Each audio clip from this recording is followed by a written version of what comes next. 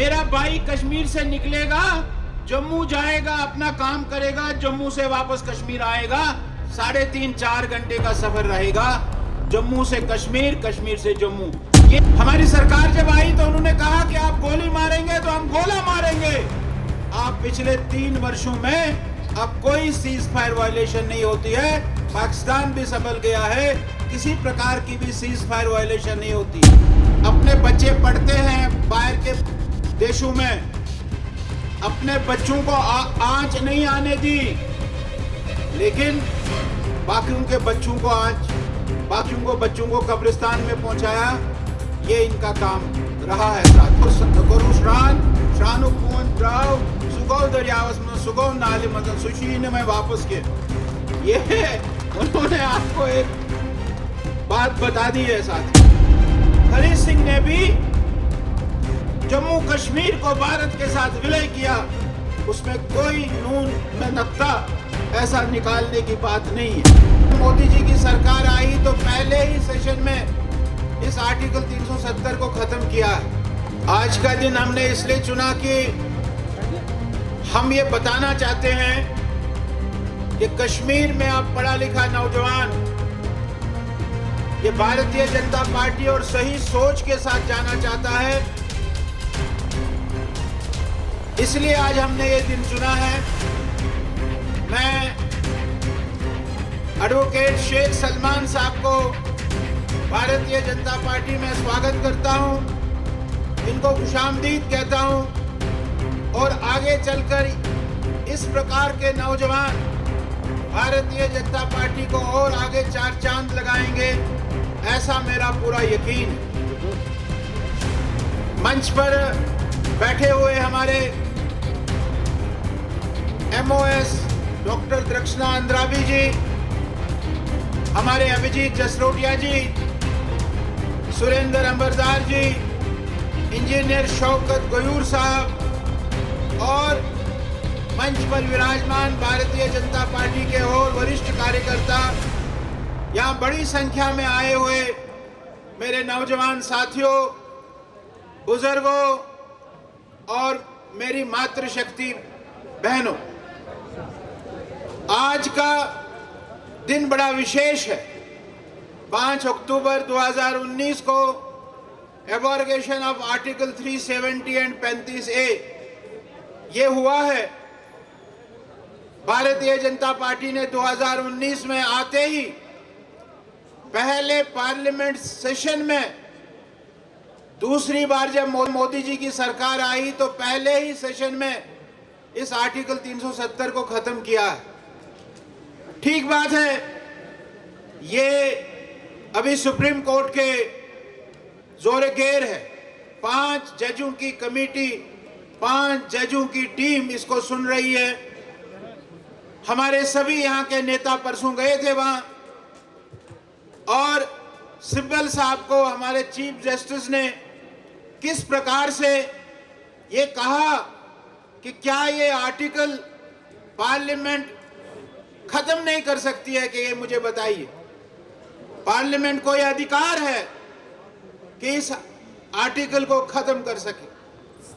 साथियों, जब देश आजाद हुआ, यहां अंग्रेज थे, अंग्रेजों ने बड़ा जुल्म डाला है, बड़ा जुल्म किया अंग्रेजों ने हिंदुस्तान में 200 साल।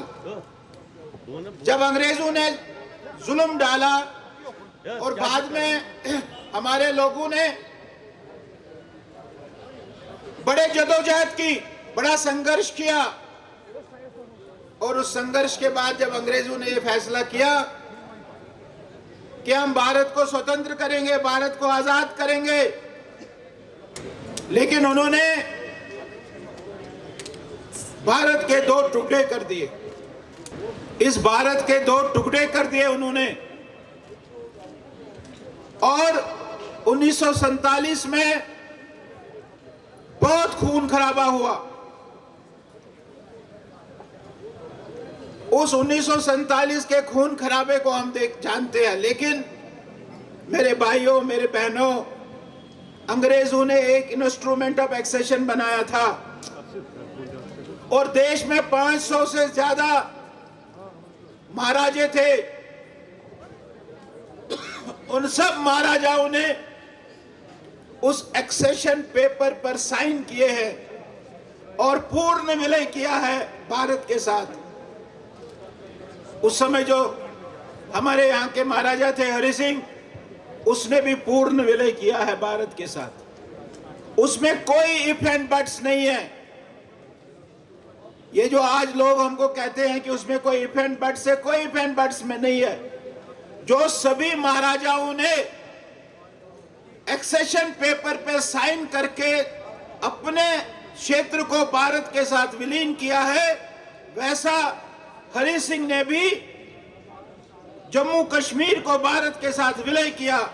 उसमें कोई नून में नक्ता ऐसा निकालने की बात नहीं है। कॉन्स्टिट्यूएंट असेंबली बनी, कॉन्स्टिट्यूएंट असेंबलियां सभी स्टेटों में बननी थी, लेकिन बाद में सभी स्टेटों के एक मीटिंग हुई दिल्ली में। उसमें सब स्टेटों ने कहा कि हम हिंदुस्तान का कानून ही लागू करेंगे, हमको कॉन्स्टिट्यूएंट असेंबली बनाने का कोई फायदा नहीं है, हम वही कानून लागू करेंगे जो भारत का कानून है। लेकिन हमारी कॉन्स्टिट्यूएंट असेंबली बनी थी जम्मू कश्मीर की। कॉन्स्टिट्यूएंट असेंबली को बाद में बंद कर दिया। जब कॉन्स्टिट्यूएंट असेंबली को बंद कर दिया, हमारी सरकार को, हमारे लीडरों को, हमारे नेताओं को उसी समय इस आर्टिकल 370 को, जो टेम्पररी था, जो परमानेंट नहीं था, उसी समय इसको कॉन्स्टिट्यूएंट असेंबली में खत्म करवाना चाहिए था। यह बहुत बड़ी भूल है उनकी। और फिर 1954 में, 1954 में article 370, article 35A capital A, इसको राजेंद्र प्रसाद जी हमारे राष्ट्रपति थे, उनका एक ऑर्डर से इसको कानून में लाया। ये सारे अनैतिक थे, सारे गलत थे। लेकिन साथियों, अब उन विषयों पर हम नहीं जाएंगे, ज्यादा विस्तार नहीं करेंगे, क्योंकि वो कोर्ट में है, सुप्रीम कोर्ट में। सुप्रीम कोर्ट ऐसा है कि हम सब मानेंगे, उसका जो फैसला करेगा वो हम मानेंगे। लेकिन पिछले 2 सेशंस में, 2 मीटिंग्स में, 2 कोर्ट ने जब सुनवाइयां सुनी है, उसमें जो उन्होंने तर्क दिए हैं, वो जो सुरेंद्र अंबरदार जी ने आपको एक कहानी सुनाई है, उस कहानी को वो दोहराता। तो करुश्रान शानुपून द्राव सुगौ दरियावस में सुगौ नाले मदन सुशीन में वापस के, ये उन्होंने आपको एक बात बता दी है साथियों। लेकिन आर्टिकल 370 हटने के बाद हमने देखा, मैं उसकी जिक्र नहीं करूंगा क्योंकि अभिजीत जसरोटिया जी ने उसकी जिक्र की। 87 की बात इन्होंने की, चुनाव में क्या किया। फिर 90 से लेकर अभी 2019 तक इन्होंने कब्रिस्तान बनाया कश्मीर को। अपनी कोई चिंता नहीं थी, अपने बच्चे पढ़ते हैं बाहर के देशों में, अपने बच्चों को आंच नहीं आने दी, लेकिन बाकियों के बच्चों को कब्रिस्तान में पहुंचाया। ये इनका काम रहा है साथियों। लेकिन इस एब्रोगेशन के बाद, ये आर्टिकल समाप्त होने के बाद, जो पिछले 30-35 साल जम्मू कश्मीर जल रहा था, कश्मीर मेरा जल रहा था, उस कश्मीर को ठीक किया है आर्टिकल 370 हटने के बाद। स्टोन पेल्टिंग कंप्लीटली बंद हो गई है, कोई पत्थरबाजी नहीं हो रही है। आज मैं देख रहा था, आर्टिकल 370 हटने के पहले 5050 स्टोन पेल्टिंग के केस हुए हैं, और आर्टिकल 370 हटने के बाद 450 केस दर्ज हुए हैं। 450 केस दर्ज हुए। ये अंतर, और पिछले 1 साल में कोई भी स्टोन पेल्टिंग का केस ये दर्ज नहीं हुआ है। स्टोन पेल्टिंग कंप्लीट हो गई। और हमारा जो पड़ोसी है, वो हमेशा बंदूक लेकर बॉर्डर पर हमारे लोगों को, चाहे उड़ी की घटना हो, चाहे कुपवाड़ा की घटना हो, ये हमेशा सीज फायर वायलेशन करता था। जम्मू में आरसपुरा की तरफ, बिश्ना की तरफ। हमारी सरकार जब आई तो उन्होंने कहा कि आप गोली मारेंगे तो हम गोला मारेंगे। आप पिछले 3 वर्षों में अब कोई सीज फायर वायलेशन नहीं होती है।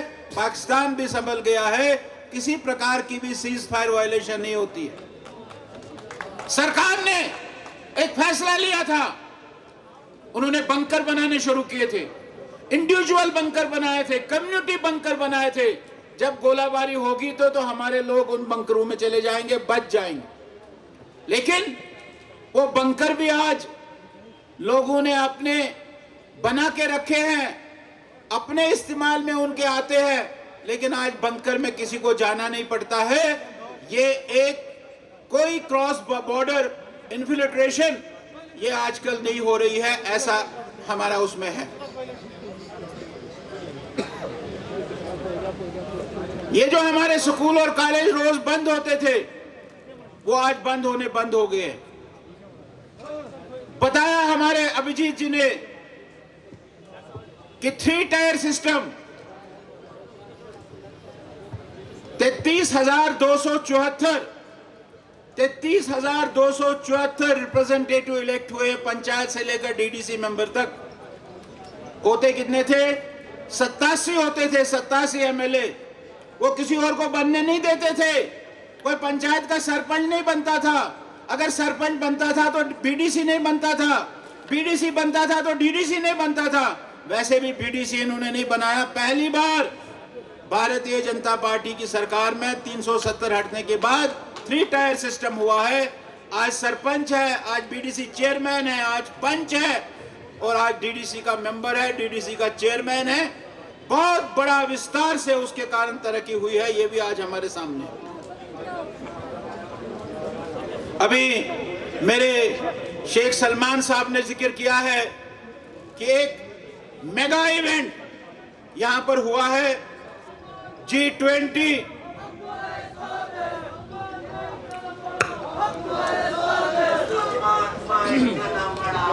हमारे साथ है। अभी उन्होंने बताया कि यहां एक मेगा इवेंट हुआ जो कभी पॉसिबल नहीं था, G20, उसके कारण और यहां डेवलपमेंट होगी, ऐसा हमारा मानना है।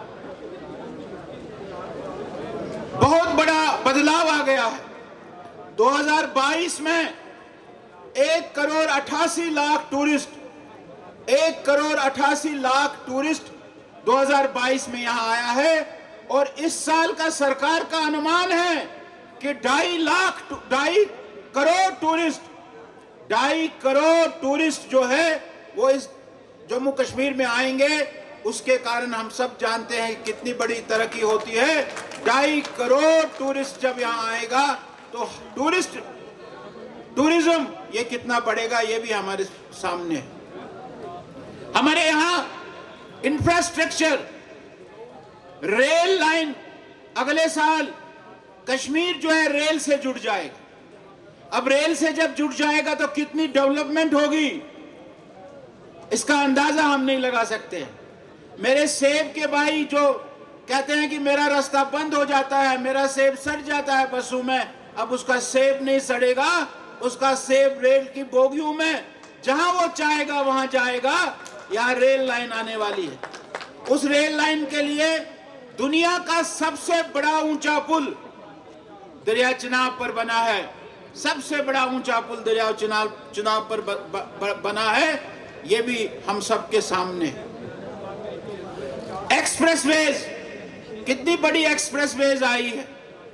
अभी कुछ महीनों के बाद, 1 साल के बाद मेरा भाई कश्मीर से निकलेगा, जम्मू जाएगा, अपना काम करेगा, जम्मू से वापस कश्मीर आएगा, 3.5-4 घंटे का सफर रहेगा।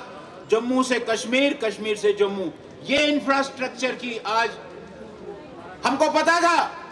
हम जब जाते थे छोटे छोटे कश्मीर से तो शैतानी नाला, बानेहाल, कहां गया वो शैतानी नाला? आज शैतानी नाले में फंसते थे। एक रात वहां रुकनी पड़ती थी, ऐसा तूफान आता था सर्दियों में। वो शैतानी नाला कहाँ गया? आज शैतानी नाला आपके सामने नहीं है, टनल है आपकी। आप काजीगुंड से टनल में घुसते हैं और बानिहाल बाजार में निकलते हैं। ये आज बहुत बड़ा, और कितना समय लगता है? 15 मिनट लगते हैं काजीगुंड से चढ़कर और बानिहाल बाजार में निकलकर। ये बदलाव है, ये परिवर्तन है, ये आज सबसे बड़ी बात है। आगे हम जाते थे तो पत्नी टॉप, बटोट, कुद, ऐसे पहाड़ियों को चढ़ते चढ़ते चढ़ते चढ़ते हम चिनैनी आते थे। आज आप टनल चिनैनी से लेकर और आगे तक, और यहां से अब नाशरी में घुस जाते हैं, नाशरी से टनल पार करते हैं और कोई पत्नी टॉप नहीं, कोई कुद नहीं, कोई बटोट नहीं, और सीधे आप उधमपुर निकलते हैं। ऐसा इंफ्रास्ट्रक्चर का काम इस एबॉर्गेशन आर्टिकल 370 के बाद हुआ है। 19,096 किलोमीटर रोड ये कंस्ट्रक्ट हुआ है। 19,096 किलोमीटर। यहां एम्स बना, यहां मेडिकल कॉलेज बने, बात आ गई। यहां IIT बना, यहां IIM बना। 224 नए ब्रिज बने हैं, 224 नए ब्रिज हैं। 39 टनल्स बने हैं, 39 टनल्स बने हैं। ये बदलाव है साथियों। इस बदलाव को, इस 370 हटने के बाद जो बदलाव आया है, इसलिए मैं सभी नौजवानों से, सभी पढ़े लिखे नौजवानों से, सभी काम करने वाले नौजवानों से ये गुजारिश करूंगा कि भारतीय जनता पार्टी में आइए और अपने कश्मीर का मुस्तकबिल कैसे अच्छा हो, कैसे बड़ा हो, इसके लिए हम सब मिलकर काम करें। मैं एक बार फिर शेख सलमान साहब को फिर एक बार बधाई देता हूं, और मैं ये उम्मीद करता हूं, मैं ये यकीन करता हूं कि हमारे शेख सलमान साहब के आने के, इनके कितने बड़े यूथ साथ हैं, बड़े युवा साथी इनके साथ हैं, और हम ये पार्टी को और आगे ले जाने में भी सफल करेंगे। आज हम ये भी संकल्प ले रहे हैं कि हमारा जो हिस्सा है, जम्मू कश्मीर का हिस्सा जो पाकिस्तान के पास है, वो पाकिस्तान से वापस करें। वहां सुबगुहाट हो रही है, वहां लोग इस प्रकार की आंदोलन करने शुरू हो गए गिलगित बल्तिस्तान की तरफ। हम ये चाहते हैं कि जो हिस्सा पाकिस्तान ने उस समय हमारे नेताओं की गलत निर्णयों के कारण, डिसीजंस के कारण जो हुआ है, उसको हम वापस लाए। ये भी हमारा संकल्प है। आप सब लोग इतनी बड़ी संख्या में आए, आप सबका बहुत बहुत शुक्रिया। मैं आप सबको अपनी ओर से, पार्टी की ओर से शुक्रिया करता हूं, और आपको ये कहता हूं कि पार्टी में शामिल होकर भारतीय जनता पार्टी की ओर आगे बढ़े। आप सबका बहुत बहुत धन्यवाद। अच्छा मुस्तकबिल बनाना सबका सपना होता है, इसीलिए बेहतर शिक्षा और बेहतर मुस्तकबिल के लिए चुनिए Desh Bhagat university centre of excellence Srinagar, जहां आपको BSc medical lab, BSc operation theatre, BSc anaesthesia, BSc radiology, BSc physiotherapy, BBA, BCA, BA, MCA, MSc OTT, MSc RIT, MSc MLT, MPT जैसे प्रोफेशनल कोर्सेज स्कॉलरशिप के साथ करने की अपॉर्चुनिटी मिल रही है। Registration करने की लास्ट डेट 31 अगस्त 2023 है। आज ही अप्लाई करने के लिए www.dbucoe.com पर रजिस्ट्रेशन करें। Desh Bhagat university centre of excellence Lawaypora Srinagar. Contact us on 9419234559 और 9682666329।